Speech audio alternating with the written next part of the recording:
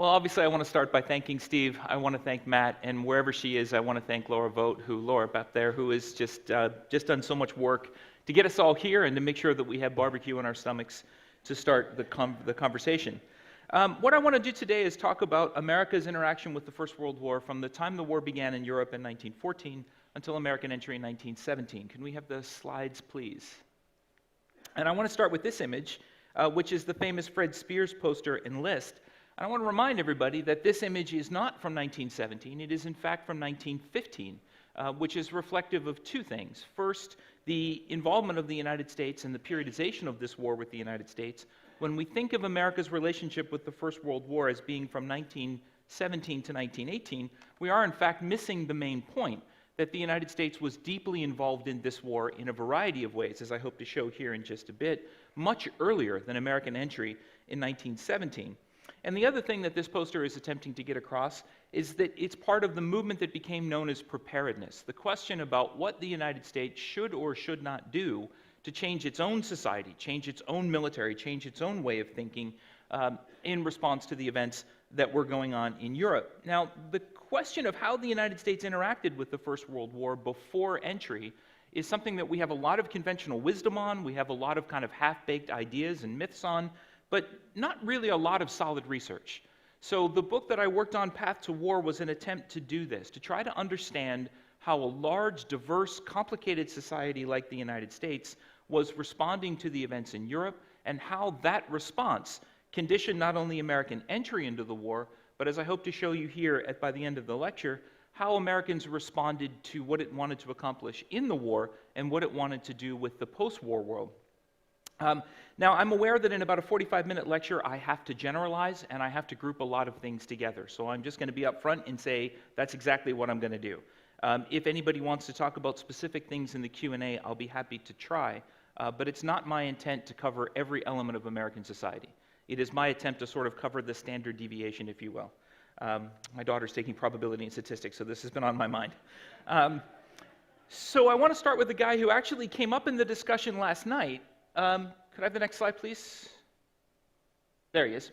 Walter Hines Page, who was a North Carolina newspaperman who supported Woodrow Wilson for the presidency in 1912, and Wilson rewarded him by sending him to Great Britain as the ambassador to the Court of St. James's in London. Now, Page had no conception that his job as ambassador to Great Britain would involve anything having to do with war or conflict. So when the war began in August of 1914, he was not only surprised that the war had begun, he wrote this letter to President Wilson, in which he said, "Now and ever, I thank heaven for the Atlantic Ocean. Thank God we are out of it." In other words, this war really has very little to do with us. And Walter Hines Page spent the next couple of weeks and months helping Americans who were stranded in Europe to get money so they could come back home. He spent some time trying to care for the property of Germans and Austro-Hungarians in London, and he spent the bulk of his time trying to care for Belgian refugees who were streaming out of Belgium and coming through into Britain. Now, what interested me is that just over a year later, in October of 1915, he wrote a second letter to Woodrow Wilson, which read like this: "If Germany wins, the Monroe Doctrine will be shot through. We shall have to have a great army and navy," and Page meant this negatively. He meant that the perfect security the United States had taken for granted would now no longer come without a cost. The United States would have to do things that it didn't like about the European system. It was going to have to build maybe a standing army. It might even have to have a peacetime conscription because of the threat that this war was imposing on the United States. "But suppose that England wins. We shall then have merely an academic dispute with her. It is a matter of life or death for English-speaking civilization." And what interested me in this, and the reason why I start the lecture with this, is I'm interested in that journey that Page took from thank heaven, thank God we are out of it, to life and death. And I think the journey that Page took is a journey that many Americans took, although I think Page is taking it maybe a little bit earlier than most Americans. He's certainly not alone. I could have used the words of any one of a number of people, and I will do that through the course of the lecture here today. Page, however, was so worried that Woodrow Wilson wasn't taking the events in Europe seriously that in the summer of 1916, with the battles of the Somme and Verdun raging in Europe, Page came back to the United States, came to the White House and tried to get a meeting with Wilson, who avoided him. So Page took the extraordinary step of going down to Shadow Lawn, which was President Wilson's home near Long Beach Island, New Jersey, on the Jersey shore, and literally waited on the president's front porch to impress upon him the need to get the United States ready for a war, not that he wanted the United States to get involved in, but a war that Page believed would involve the United States sooner or later, whether we wanted it to or not. So what I want to do is kind of track that journey, Page just being, of course, one person, from America seeing this as not our fight, not our business, nothing to do with us, to a point where I think the American people, by April of 1917, have come to the conclusion that it isn't that we want this war, it is that we've run out of options. And as I hope to show you in the next 45 minutes or so, that neutrality and non-belligerence has in fact made the United States less safe, not more. And I hope to do that with you here in the next 45 minutes or so. That's why in the book and here in the lecture, when I talk about America entering World War I don't use words like enthusiasm. I use instead words like determination and duty. I think by the time we get to April 1917, there are very few Americans who are ecstatically happy that we're involved in this war, but I think they've realized that the United States is out of options. Now, one easy thing to do, or one thing that happened to me a lot when I was doing research, is that I would go to a place, typically a place I was going to anyway, and I would say, hey, I want to come by and I want to look at your local records on how your community responded to the First World War from 1914 until U.S. entry in 1917. And the standard response I got to most places I made this inquiry was, well, we have lots of stuff about the war and the mobilization of the community for the war in 1917, 1918. We don't have anything before 1917. And of course, what I found is there's mountains of paper. It's just that nobody's bothered to look at it. And another thing that I realized pretty quickly, and it's very easy to do, go to your local newspaper's archives and just look at what was being reported in the newspaper. The war is the single most important event in any newspaper that you want to go to in these times. This is an ad, I just picked it from the Pittsburgh Gazette-Times, right after the outbreak of the war, advertising that the Pittsburgh Gazette-Times had just contracted with the New York Sun and the United Press in order to get the writings of Richard Harding Davis, who was by far the best-known American journalist of this time period. He had been in the Spanish-American War. He'd covered that with Theodore Roosevelt. He had covered the Russo-Japanese War. He was a war correspondent, very well known. And this is an ad advertising that we've got Davis. We buy our newspaper. We've got the most famous guy. It's easy to do. Americans knew that what was happening in Europe was affecting their lives. They knew that what was going on the other side of the ocean was critical to their own well-being. And one event that really kind of surprised me, and I think I understand the macroeconomics of it, when the war broke out, European governments tried to cash in the securities, the stocks and bonds that they owned in the United States, and then take that money and convert it to gold and take the gold back to Europe. And the US government was so worried that this would actually empty the United States of gold that in late August of 1914, the US government took the extraordinary step of ordering the closing of the New York, Philadelphia, and Chicago stock markets. They didn't reopen until well after Thanksgiving. So if you think this war isn't impacting Americans, it absolutely is, and I'm going to show you some of the economic impacts that are going on right away. Now, most Americans did not react the way that Woodrow Wilson wanted them to. Wilson gave that famous neutrality speech in which he said, I want the American people to be neutral in thought and in deed. In fact, most Americans, and I'll talk about this a little bit more, were absolutely sympathetic to the British and the French, even if they understood that what the British and French wanted from this war wasn't necessarily what America wanted from this war. And I'll talk a little bit more about that. Wilson himself had a bit of this. He wanted the government to be officially neutral, but his sentiments were also pro-British. And in fact, the way that Wilson defined American neutrality is, to me, really interesting. There's a number of ways you could have done this. He could have said, neutrality means we don't trade with either side. He could have said, neutrality means we trade with each side equally, both sides equally. Instead, of course, the definition of neutrality that the United States took was that American companies were free to do business with whomever they wanted. Now, for a whole lot of reasons, that means that the American economic structure will be pro-British. We rely on British credit, we rely on British insurance, we rely on British shipping.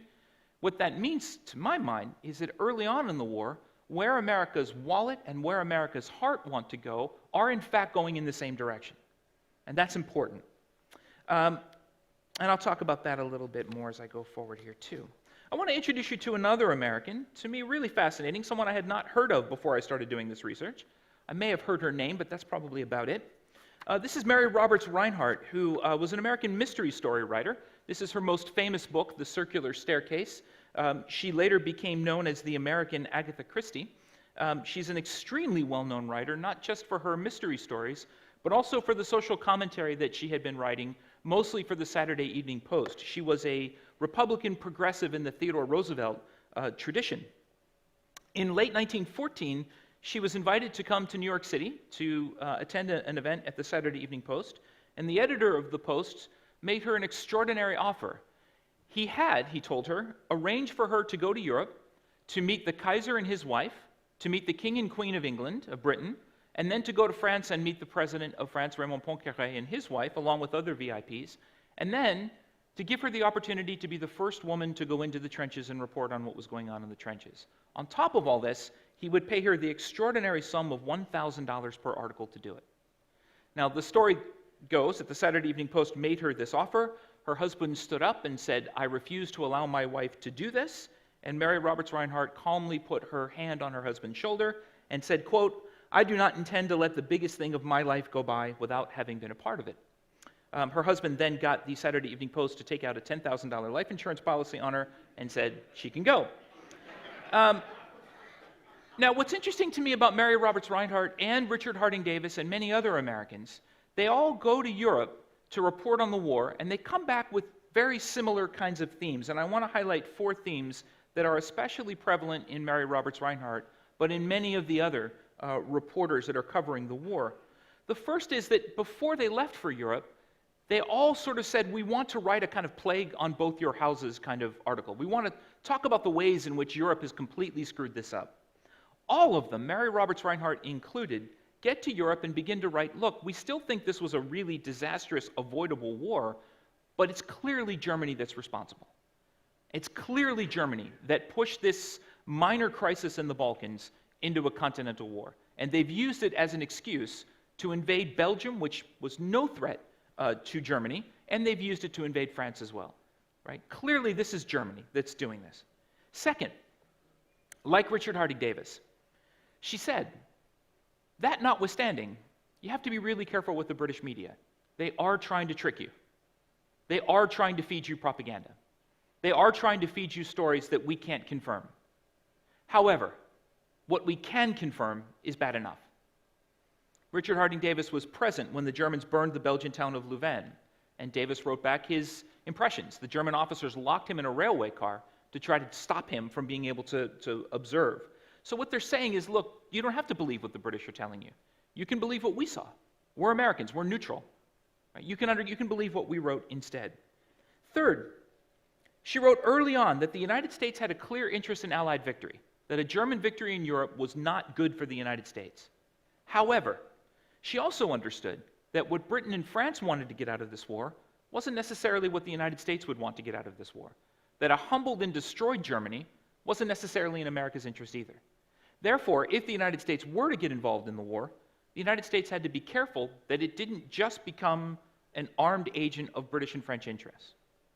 And fourth, and to me most interestingly, she argued in a very powerful essay that the United States had to start thinking about what it was going to do in relationship to this war. Pretending that it wasn't going to touch us wasn't good enough. Now, she came back to the United States, interestingly enough, in March of 1915, just before the sinking of the Lusitania. And after the Lusitania, she wrote a couple of articles, again pressing this preparedness theme, and then she got so upset at the lack of response from the Wilson administration to the crisis ongoing that she kind of stopped writing about the war, and she went out west and wrote some articles on the American West, and then in 1916 she covered the 2 political conventions, getting to be good friends with Theodore Roosevelt. Now, there were defenders of the German cause in the United States. This man is, to me, the most interesting. This is Ugo Münsterberg. Some of you may have heard of him, a professor of psychology at Harvard University, born in Danzig, a Prussian, who came to the United States and never attained U.S. citizenship and never called himself a German American, but always called himself a German living in America. And in the years before World War I, Münsterberg was critical of the Prussian government, saying that they were focusing too much on the militarist aspect of Prussia. What he wanted them to focus on was German advancement in art, in science, in literature, and especially, in Münsterberg's view, in cinema, which he thought was a chance for Germany to be the leading light of the world. Now, when the war broke out, Munsterberg wrote newspaper articles. He published a couple of very quick books and gave a lot of speeches in the Boston community, arguing that the United States didn't really understand what this war was, that the real culprit was Russia, that what Germany was doing was preventing the Tsar from taking over all of Central Europe. Now, what's interesting to me about that is two things, really. Oh, a lot of it's interesting. I'm going to cover two here. The first is the response that Munsterberg got from the Harvard community and from the Boston community and the American community more generally, which was intensely negative. There are letters in the Boston Public Library from his Harvard colleagues, including the president of Harvard, telling him, look, we defend your right to say what you want, but we're questioning the wisdom of what you're saying. So you get letters like this one from a law school colleague. Not one American has appeared to be unfriendly to the German people as a whole, but everyone has expressed the fervent hope that the present German government will get the full measure of drubbing that it deserves for years of arrogance culminating in the present dubious frame-up. And what's interesting to me is Munsterberg began to realize as he was doing all of this that the German-American community wasn't necessarily behind the German cause. He understood that the German-American community was divided. Catholics less likely to support Prussia than Protestants. Those Germans born in the United States, he complained constantly, didn't really understand what this war was about. They had become American.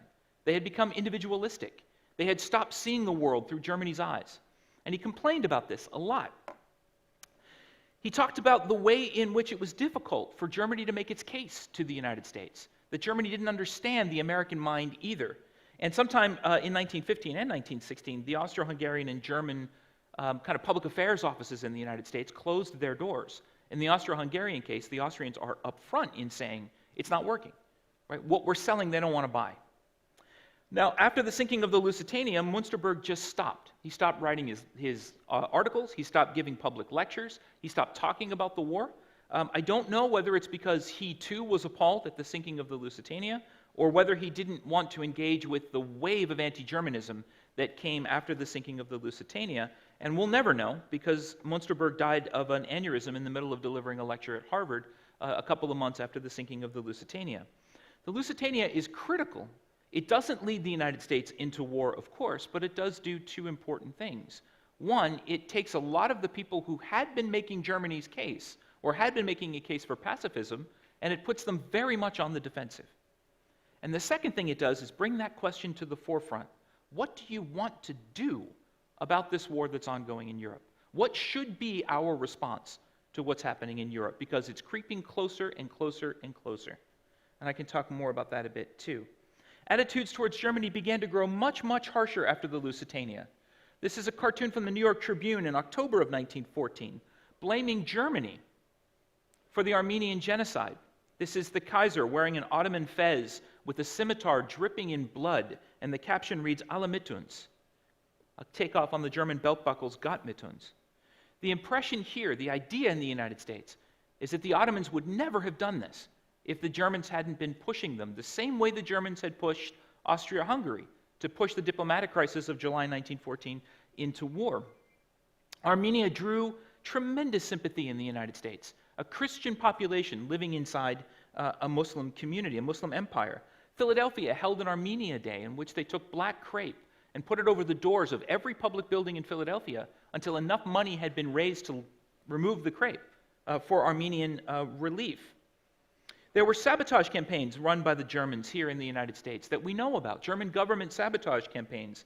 By the end of 1916, Wilson had grown so tired of them that he declared two German diplomats, Karl Boy-Ed and Franz von Papen, persona non grata, and had them sent back to Germany. There was an attempted assassination of J.P. Morgan in Long Island. There was a bomb in the Capitol building, the vice president's office in the Capitol building. And lo and behold, there were allegations of a foreign government trying to buy American newspapers and rig American elections that go on. The Germans attempted to buy H.L. Mencken's newspaper, the Smart Set. Mencken replied by saying, not only would he not sell, he said, look, I'm German-American. He actually said, I never understood the contradiction at the two sides of the hyphen before. Right? So there's dramatic, important things that are going on here. Nevertheless, the U.S. government moved very, very slowly, and for reasons that I also will be happy to talk about. So private Americans began to take up the cause. The movement we call preparedness is as much a movement of American private citizens as it is of the United States government. Wilson, because of the 1916 presidential election, wanted to move slowly. Because there was opposition in Congress to major military reforms, it became a private matter. Some of you know about the Plattsburgh movement in upstate New York, Theodore Roosevelt and General Leonard Wood, right? That's a private movement where young men volunteered, in some cases paid, in order to go up to the wilds of upstate New York and be yelled at by retired Army officers. Now, Roosevelt and Wood didn't think this was going to create the nucleus of an American army. What they hoped it would do was shame President Wilson into doing something himself. Now, he didn't, but many other people did. This is one of my favorite examples. This is an ad from AT&T. It says, "We are prepared." In the semicircle there, you can see Paul Revere making his midnight ride in 1775. The rest of the image is a modern American staff officer on a telephone in front of a map that reads the Bell telephone system.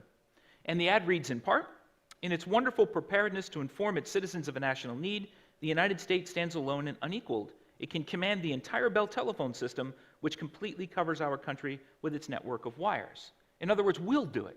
Private citizens will do it. Powell Evans, who was the president of one of the Pennsylvania Railroad vice president, and an industrialist, decided that he would raise a bunch of money among other industrialists so that any American worker who wanted to volunteer for military training, this fund would pay their salary while they undertook that military training. Thomas Edison created a Committee for American Scientific Preparedness. Charles Mayo of the Mayo Clinic created a Committee for American Medical Preparedness. The faculty of Columbia University, led by the history department, decided to go out and do calisthenics every day at lunch to hopefully motivate the Columbia students to get involved. Columbia had a pacifist president, yet nevertheless in 1916 he passed out a memo to every member of the Columbia faculty in which explained the Army's G system. G1 is personnel, G2 is security, G3 is operations. And he asked the Columbia faculty to note on that chart where their services could best serve the Army in the event of a national crisis. And every single member of the Columbia faculty did so. Now, for reasons that I can discuss again more in the question and answer, preparedness on the government side only produced a few half measures. It produced a slightly larger Navy. It produced the modern ROTC system, which was designed to kind of undercut the preparedness and Plattsburgh systems, and it produced an awful lot of parades. It also produced the essential question: what should the American military look like? What ought it do? Now, that question remains unresolved. It's part of the reason the United States is so unprepared for war in April of 1917. And again, I can come back to it if anybody would like. Economics are, of course, also an enormous factor. The United States economy was in recession when the First World War broke out. The war immediately changed that. And this is a cartoon from John McCutcheon, who won the first Pulitzer Prize for editorial cartooning. Please note the date. It's very early on, April 1915. The docks of New York City are quite literally magnets, with Uncle Sam having his arms open to welcome the marks, pounds, francs, and rubles from Europe, and the boat has the sail reading the money center of the world. Now, I would not argue, I do not argue, that American money and finance pulled the United States into the war. However, the war makes the American economy turn around overnight, and I'll show you that in just a bit. It is for two reasons. One, of course, is the ability of the American people to sell almost anything they want to sell, especially to the Allies, because they need everything. Kansas starts selling, wheat prices go through the roof. Everything but cotton, which is part of the reason why the U.S. South has a slightly different relationship with the war in these years. The price of cotton goes down. Almost everything else goes up. Again, for reasons I'm happy to talk about if anyone's actually interested in cotton. The second reason the American economy begins to boom is because all the things that the American people used to buy from Europe, they now buy in the United States. 1916 was the biggest year in the history of American Bible sales. Why? Because Americans can no longer do what middle-class Americans used to do, which was to buy their Bibles from Germany. Same thing is true of bicycle sales. The same thing is true of eyeglasses. The same thing is true of fountain pens. All things that used to be fashionable to buy from Europe, Americans are now buying in the United States. And as early as the beginning of 1915, there are senior American industrialists and economists who are making the argument that the United States can use this war to reorient the financial capital from the city of London to Wall Street in New York. Now, it's going to take one more war to do that, but that idea is out there. In 1914, America per capita income was $1,164. By 1916, American per capita income had risen to $1,868. It's not just the DuPonts and the Morgans, the really rich people, who are making money, although they're making phenomenal amounts of money. It's everybody who's making money. Everybody except the cotton farmers. And this is what it looks like graphed. The American trade balance of 1914. August 1914, you can see America's trade balance to Europe is negative. Look what it does by Christmas of that year. Now, this is great for America's pocketbooks. It's not so great for American morality. And here you can see Mary Roberts Rinehart, after Pittsburgh had just picked up a contract, Westinghouse had just picked up an enormous contract to make shells for the British, and this was her response, that Pittsburgh was fattening on catastrophe. There's a minister in Tennessee who began to preach sermons under the title, "Have We a Right to Our Present Prosperity?" The question was, if the United States believes Britain and France are on the side of the right, and if our relationship to this war is to make money, what does it say about us as a people? What does it say about America? What are we? Who are we? And this is a question, again, this series of Tennessee sermons that I found in Nashville, this is the theme he keeps coming back to. Who are we? There's a terrible thing going on the other side of the world. We all agree that the German army has to be defeated. What are we doing about it? Now, the easiest way to answer that question is just to give some of that money away to the charities that you believe in. There was a proposal to take the 1916 Ivy League football season and donate all the profits to Belgium and France. Now, even then, college football ran the show, so the university president said no, but they did pass buckets around for people to put money in. This is my favorite example. This is an ad in the Pittsburgh Press advertising Serbia Day at Kennywood Park, which is the amusement park in my hometown of Pittsburgh that I still take the kids to every summer. They have a Serbia Day still today. They have a Polish Day. They have a Ukrainian Day. Right now, today it's an event for picnics that community can have. This is where it starts. It starts with Serbia Days that they began in 1914 and 1915 to raise money to go to the assistance of Serbia. Americans donated enormous amounts of money to charity.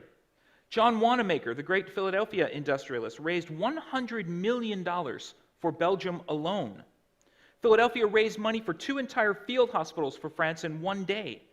In just 3 hours, the Philadelphia Jewish community raised nearly $250,000 for the relief of Jews in Poland.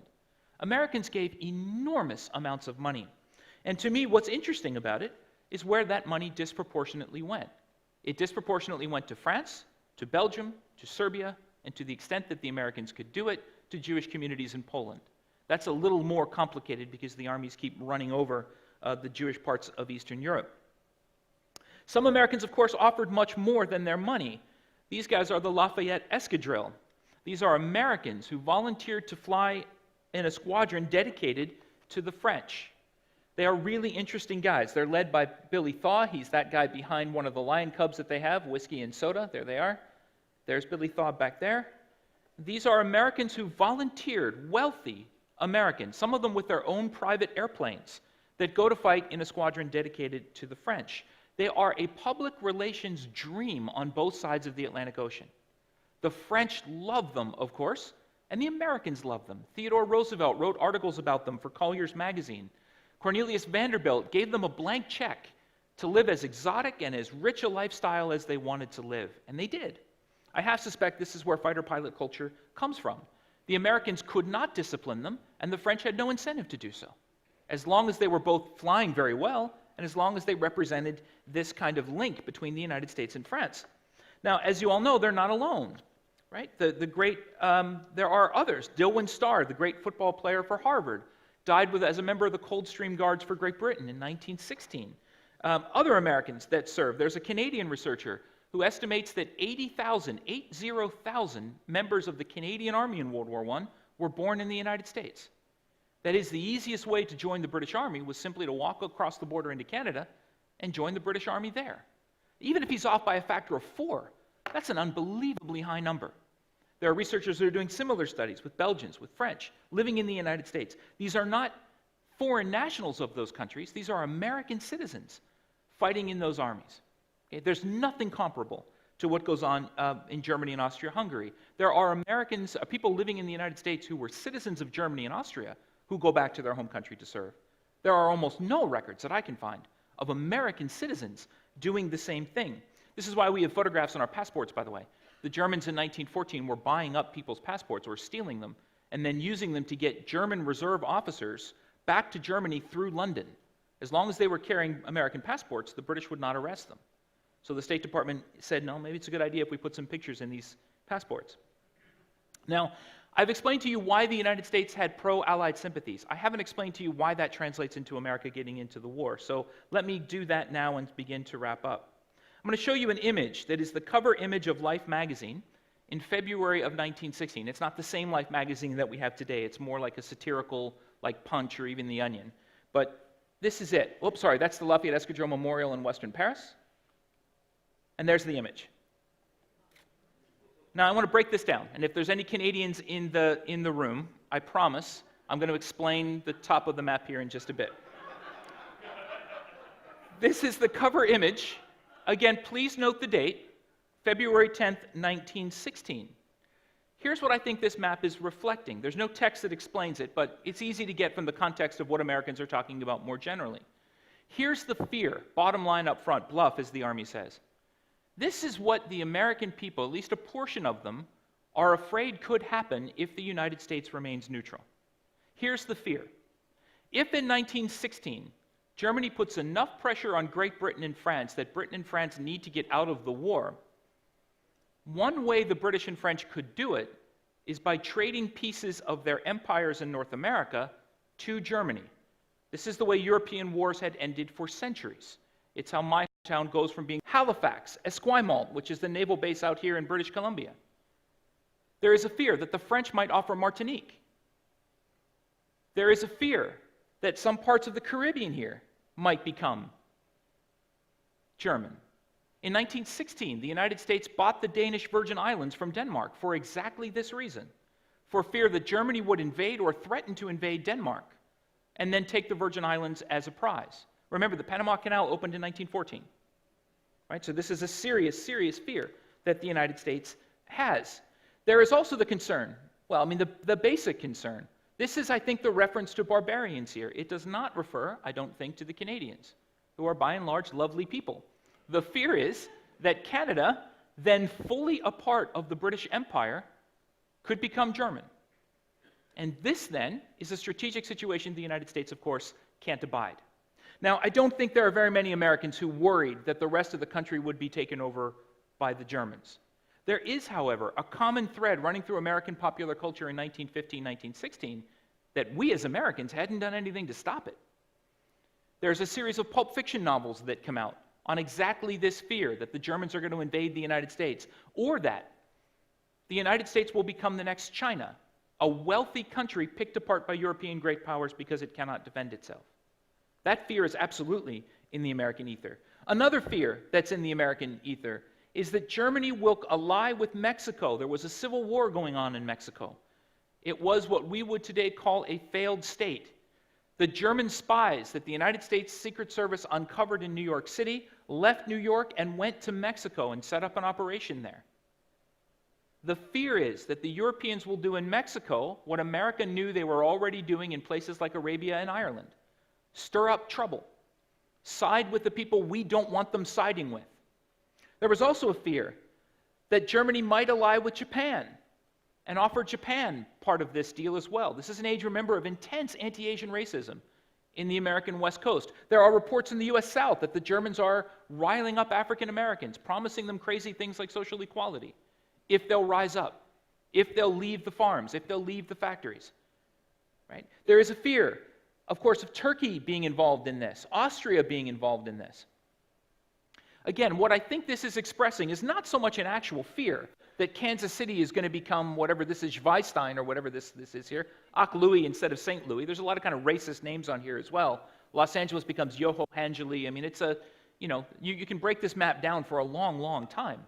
The fear is that the United States is not in a position to do anything about this.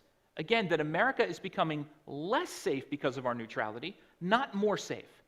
And please keep this in mind as I move forward here a little bit. Then, of course, in February of 1916, Pancho Villa invaded New Mexico, raided Columbus, New Mexico. He brought with him an American woman named Maud Hawks, who was living in Mexico, that he kidnapped and brought with him and then released. And the reason he released her is he wanted her to deliver the following message to journalists. Maud Hawks wrote, Villa has bragged about his plans to, quote, kill everybody in the United States, and that he would be helped by Germany and Japan. Right? Again, the fear is that this war is coming closer and closer and closer to our own borders. James Gerard, the American ambassador to Germany, wrote, quote, most Germans think that America's Mexico troubles are to their advantage. I am sure that Villa's attacks are made in Germany. Every night, 50 million Germans cry themselves to sleep because Mexico has not risen against us. Now, there are surely Americans who are saying, this is crazy, this is nuts, this is not going to happen. And then in March of 1917 comes the Zimmerman telegram, which of course confirms many of the same things that are on this map. It is a promise from Germany to Mexico that if war begins between Germany and the US and Mexico invades from the south, they can have Arizona, New Mexico, and Texas back. And the Zimmerman telegram says, we want you to talk to Japan about getting in on this as well. Right? It is written evidence of this visual threat. Now, the Zimmerman telegram, many Americans read as a declaration of war. The governor of New York, the governor of Massachusetts, both call out their state militias. They consider it an act of war. Theodore Roosevelt considered it an act of war. Mary Roberts Rinehart considered it an act of war. Yet Wilson still waited. Wilson said he was going to wait for what he called the overt act.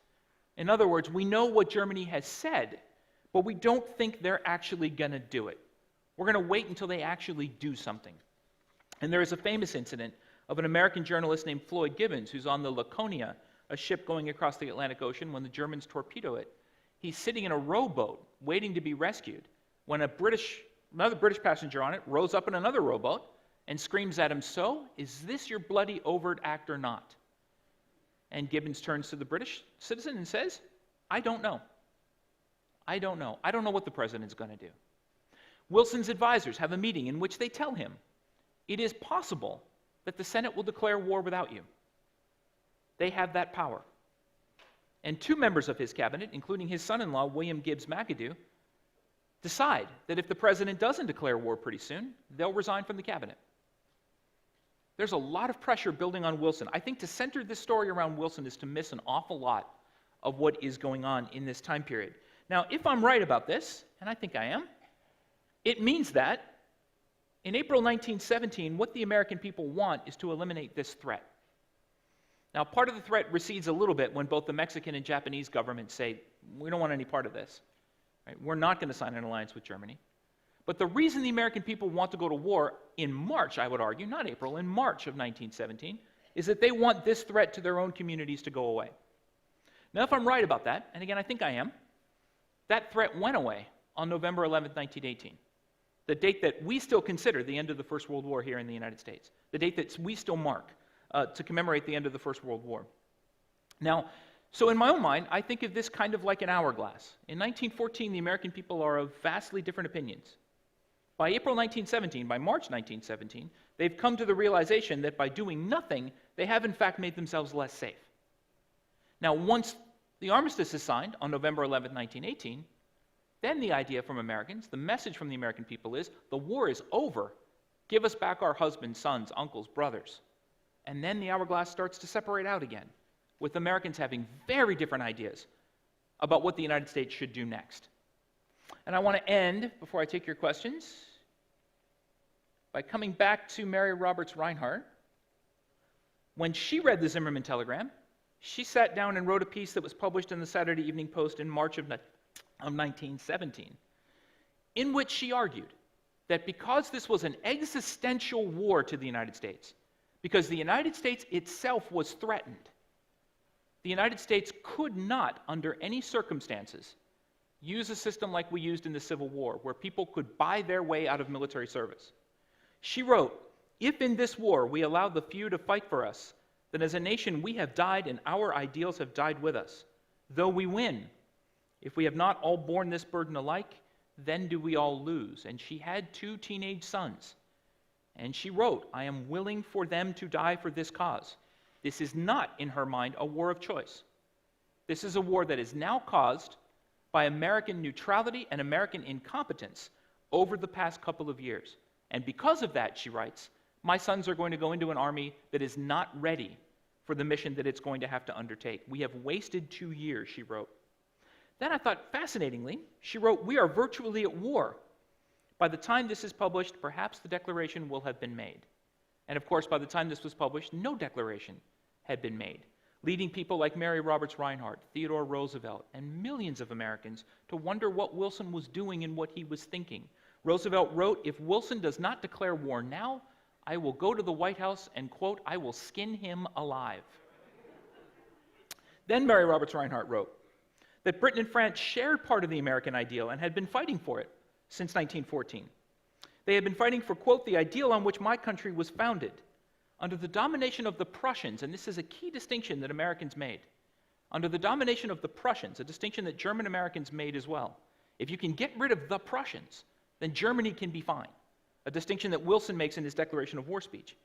Under the domination of the Prussians, Imperial Germany now threatened those values, not only in Europe but in America itself, because it had, quote, "broken loose something terrible, something that must be killed or the world dies." To Mary Roberts Rinehart and to millions of her fellow Americans of all walks of life, the United States had now had no choice but to enter into the horror that was the First World War. Thank you, and I'll be happy to take any questions that you might have.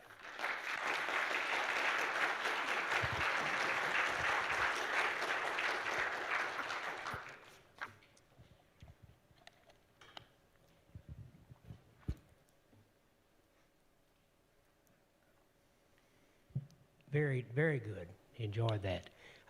I am interested in cotton. So would you tell us a little bit about the South and Yeah, cotton, sure. please? So cotton is the one American commodity that takes an incredible hit. The price drops by about 60%.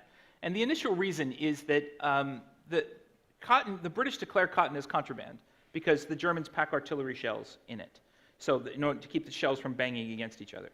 So when the British won't let it be shipped out to markets, the price obviously plummets, and there's a glut of cotton.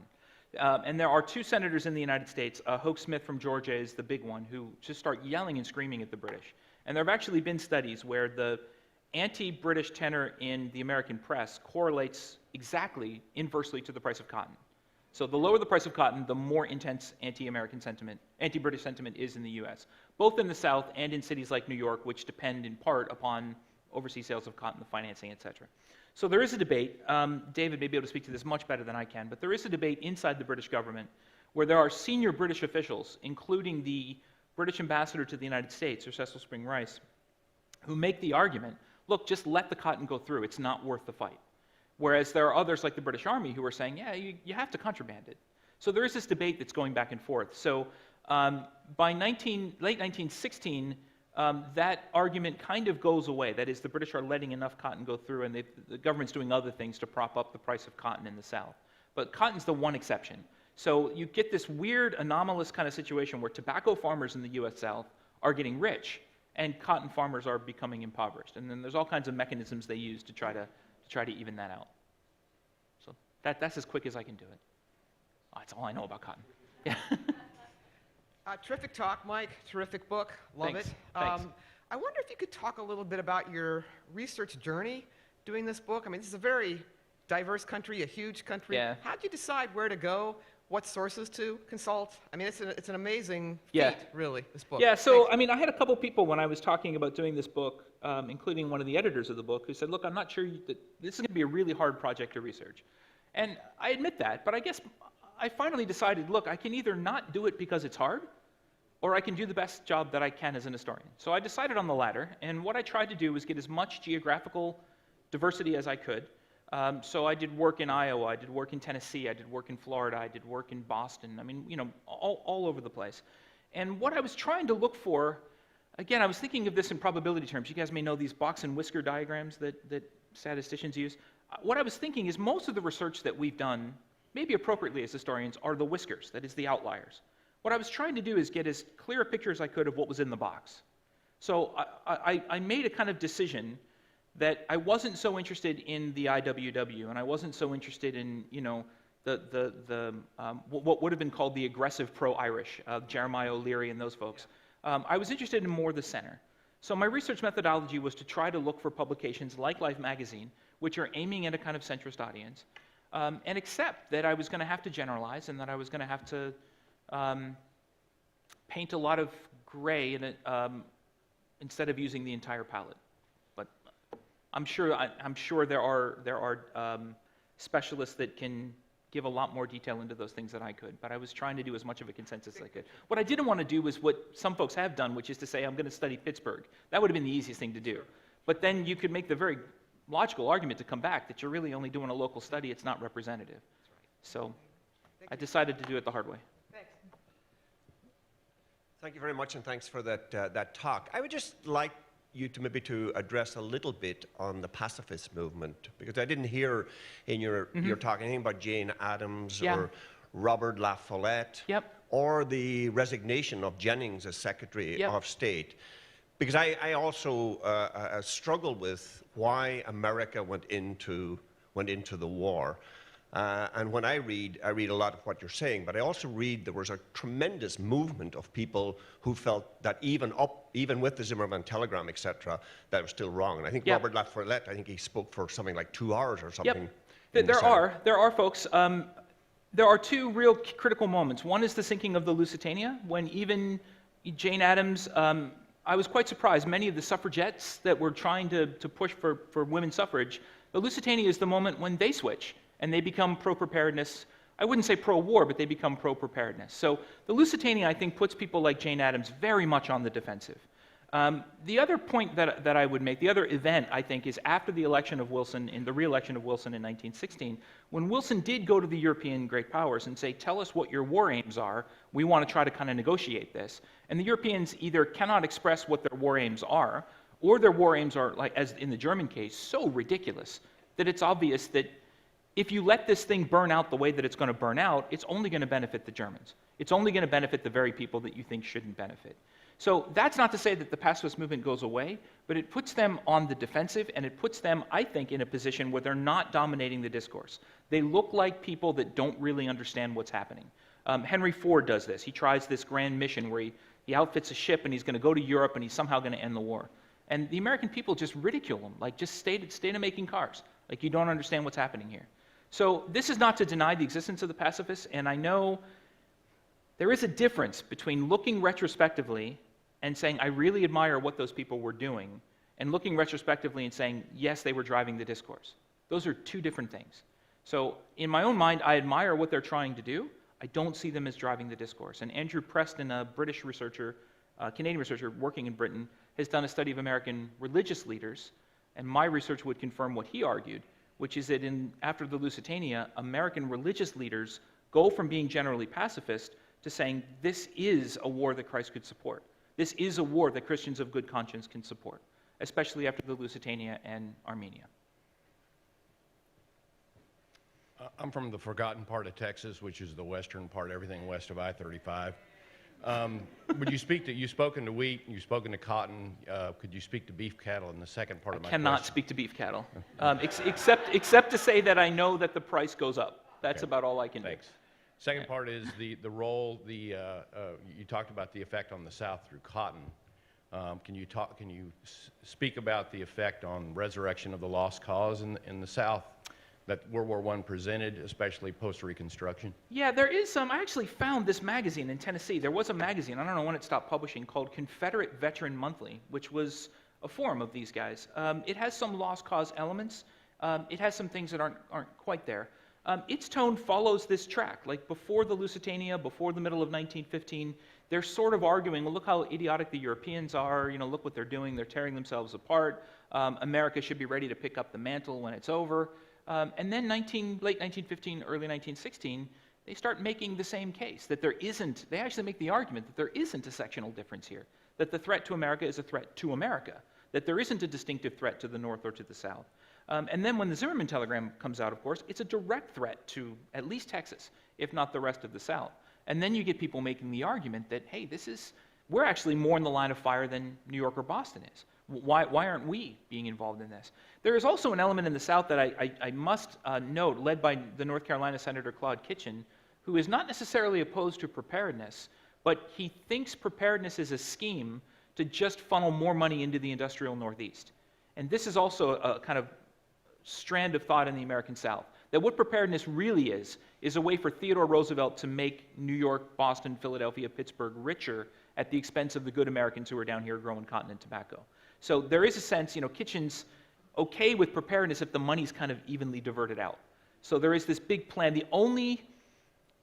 There's the only government-funded munitions factory before 1917 is in Alabama for exactly this reason. It's an attempt to say, look, we can spread the benefits of this throughout the entire country. But I know nothing about cattle prices. Nothing. You might be able to find out. It might not be that hard to find out. Hi. Did any of your research show if there was some sort of anti-Prussian sentiment in America prior to the war breaking out? Absolutely. Yeah, absolutely. I'm glad you asked that question. There is, I'll just put New Prussia up there, there is this concept that is both a European concept and an American concept called the two Germanys concept that a lot of German Americans fully bought into. Edward Rumley, who was a German-American newspaper editor, Oswald Villard, another one. These guys argue that the unification of Germany in the 1870s took the Prussians and allowed them to dominate the Germans, and that was entirely to the negative. So that the non-Prussian Germans, people they would say Goethe, Beethoven, medicine, science, cinema, that's the good Germany. So the argument that many of them make, Villard makes it, Rumley makes it, and the senior German-American Catholic official in the United States, Cardinal George Mundelein in Chicago makes, is that we don't want to see the United States and Germany go to war, but if the war results in the Kaiser and his crew going away and allows for German democracy so that everybody in Germany is equally well represented, then that might be something that is worth doing. And that's, again, I think why Woodrow Wilson's declaration of war speech hits that theme so hard. He says, we're not going to war with Germany. We're not going to war against the German people. We're going to war to get rid of the terrible government they have so that the natural energies of the German people can come up to the fore.